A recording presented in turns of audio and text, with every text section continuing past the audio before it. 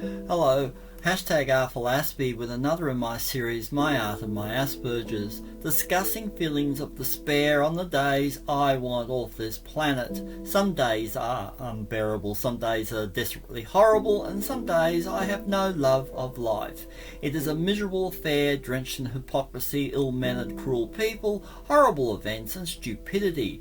Apparently a god oversees all this nonsense, but not just one. Archaeology has undug millions of deities, gods and goddesses, most forgotten, most were irrelevant when worshipped, as they were created to manipulate the hopes and desires of people, and some have survived to cause more pain than bad teeth.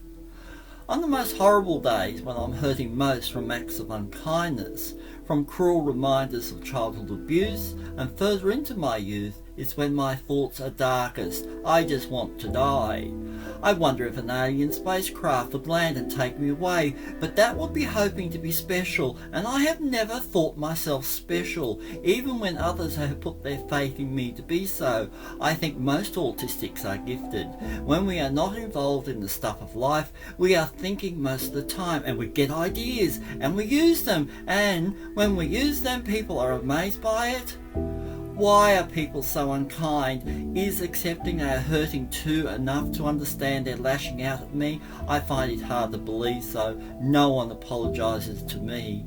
These are the days I have meltdowns. My body goes into overdrive. I sweat while my mind freezes. My rage is overwhelming. If I could kill everyone with the push of a button, I would. Like a crazy Nazi, I want to exterminate.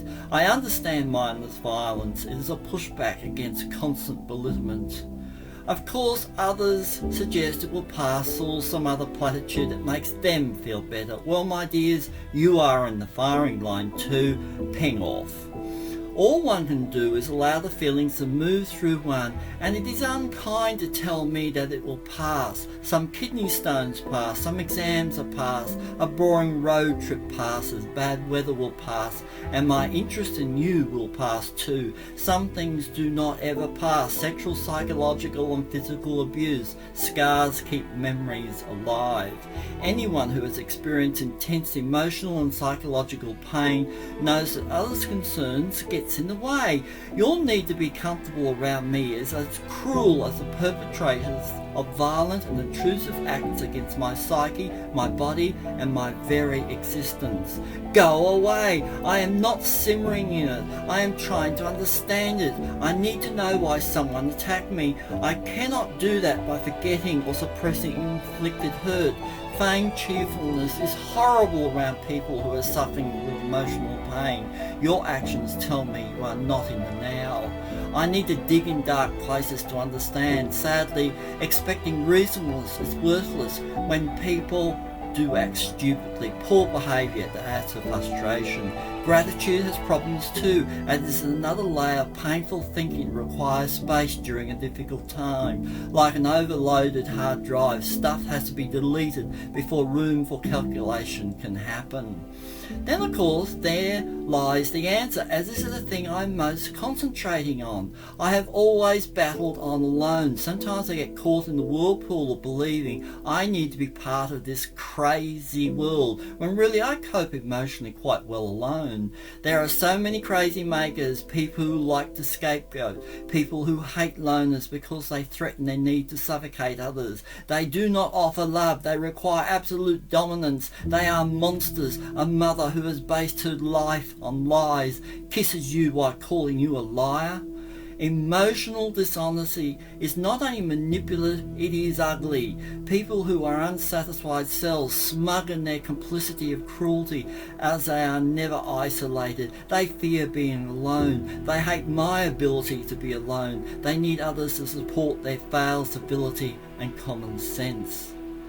There are plenty of unstable, codependent nobodies looking to be someone's proxy, to point the finger, to sabotage a stranger's good efforts, to belittle for a cause they know nothing about.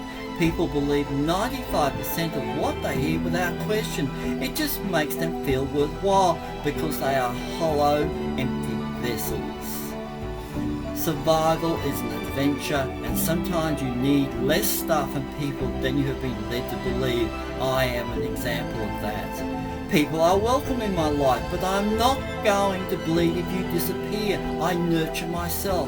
I have an internal helpful voice that says I can keep going regardless. You can too. Take two things from this video.